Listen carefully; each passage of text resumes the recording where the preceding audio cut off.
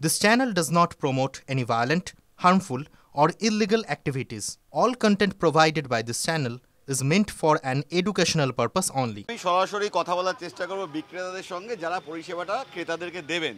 শিলিগুড়িতে কিন্তু এই জিএসটি নিয়ে এখানেও নানা বিভ্রাট আছে এবং যে দাম অন্তত আজকের ডেটে সেই দাম কিন্তু কমছে না।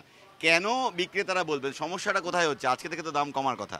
সমস্যাটা যেখানটায় হচ্ছে ধরে রাখুন কাঁচামাল যেটা আছে একদম দুধ পনির সেগুলো হয়ে গেল, সেগুলো আমরা ধরে রাখুন আজকের থেকেই আমরা নতুন রেটে পেয়ে যাব, কাল থেকে নতুন রেটে পেয়ে যাব।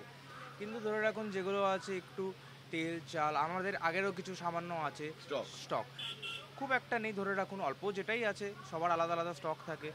তো সেখানটায় একটা যারা রিটেলার আছে তাদের একটু অসুবিধা অবশ্যই হবে। আপনারা ওই বেশি জিএসটি দিয়ে কিনেছেন? অবশ্যই অবশ্যই সেটাতেই আমাদের একটু অসুবিধাটা হবে, সেটা নিয়ে আপনারা কি আজকে থেকে কম দাম নিচ্ছেন না পুরনো দামই বাড়াচ্ছেন? না, এখন তো আজকেও আমরা আগের দামটাই নিচ্ছি।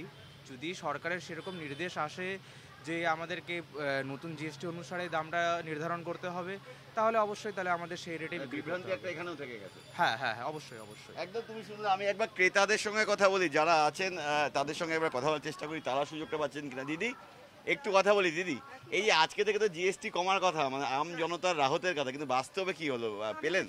ভাই জানি না, আমাদের খরচ কিছু কমছে না, ওরা জানে যা বিল দেয় দিয়ে দিই ব্যাস।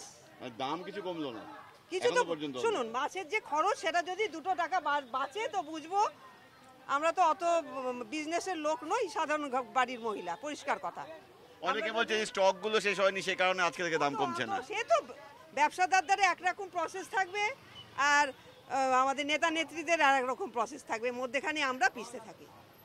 ঠিক আছে, তুমি শুনতেই পেলে ক্রেতারা কিন্তু তাদের ক্ষোভ উগরে দিচ্ছেন। শিলিগুড়ি শহরের ক্ষেত্রেও কিন্তু জিএসটি অন্তত আজকে থেকে কমছে না। ক্রেতারা বলছেন তাদের যে সেই স্টক রয়েছে, সেই স্টক তারা পুরনো জিএসটি দিয়ে কিনেছে, সেই কারণেই তারা পুরনো দরেই জিনিসপত্র বিক্রি করছেন।